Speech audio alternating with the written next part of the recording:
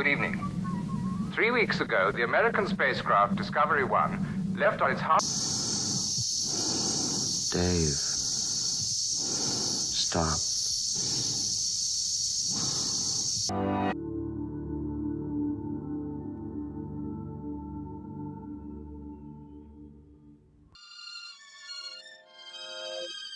Once upon a time, there was a world without movies. Can you imagine that? It is said that when the Lumiere brothers created the first cinematograph, one Lumiere looked to another Lumiere and said, "The cinema is an invention without any future." Why? Why not Eureka? Oh, that's amazing, we'll make history. Well, forget the Lumieres for now, and let's have a little look on the past through the history of arts.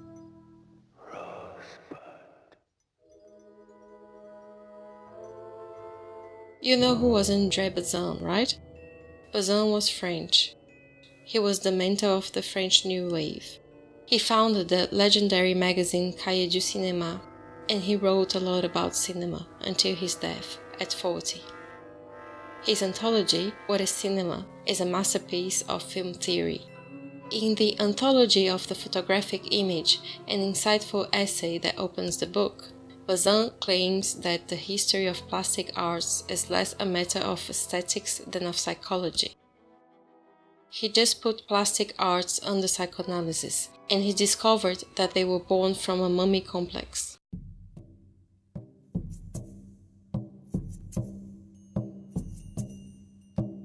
You know, the ancient Egyptians were incredible and visionary people who played board games, wore makeup no matter what gender, and embalmed their dead because, for them, survival equaled continued existence of the body. For Bazin, this reflects our basic psychological need as humans, our deepest desire from the very beginning of time, to defeat death. Death is but the victory of time. To preserve artificially his bodily appearances, to snatch our bodies from the flow of time, to stow them away neatly in the hold of life. The first Egyptian statue, then, was a mummy. It is this religious use that lays bare the primordial function of statuary, the preservation of life by a representation of life. With the evolution of art and civilization, the plastic arts were separated from their magic role. Louis XIV did not have himself embalmed. He was content to survive in his portrait by Le Brun. The making of images is no longer a question of survival after death. It is something much cooler than this, the creation of an ideal world in the likeness of the real, with its own temporal destiny. And that was how we started to become obsessed with realism. The breakthrough was the discovery of perspective in the 15th century by Leonardo da Vinci. The artist has now the power to create the illusion of reality, the three-dimensional space in which things appear as we see them in reality. But the perspective had only solved the problem of form, not of movement. So artists found in the dramatic expression a kind of psychic fourth dimension that could suggest life in the torturing mobility of Baroque art. Painting evolved toward an increasingly plastic realism. And that was the problem. Because the aesthetic ambition of painting was being supplanted by a merely psychological need, the duplication of the world outside. Realism was in fact pseudo-realism, content with illusory appearances. And this appetite for illusion merely served to increase itself until it consumed the plastic arts.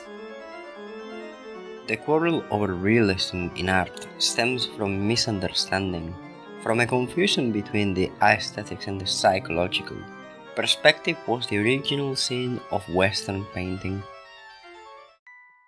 You know, painting was becoming a little boring.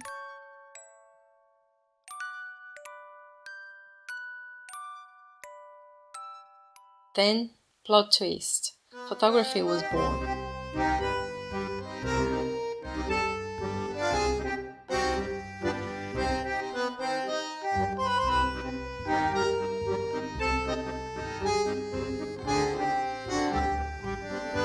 Suddenly, the problem of realism was completely solved. Photography reproduces objectively the reality. The photographic image is the object itself, frozen in time by a mechanic process. Painting cannot compete with that. No matter how good is the painter and how great is the work, painting is now an inferior way of making likeness. It is the great crisis of modern painting, but is also a release. Painting is freed from the resemblance complex, and this is what happens.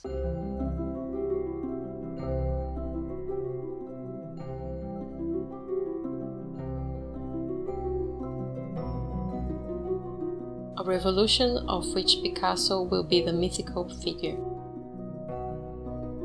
Photography has freed Western painting, once and for all, from its obsession with realism and allowed it to recover its aesthetic autonomy.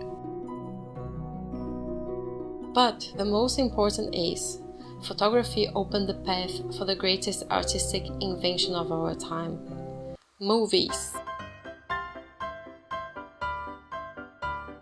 The problem of movement was finally solved. Cinema is objectivity in time. For the first time, the image of things is akin to the image of their duration. Bazin just finishes his article saying, On the other hand, of course, cinema is also a language. A language. That's it.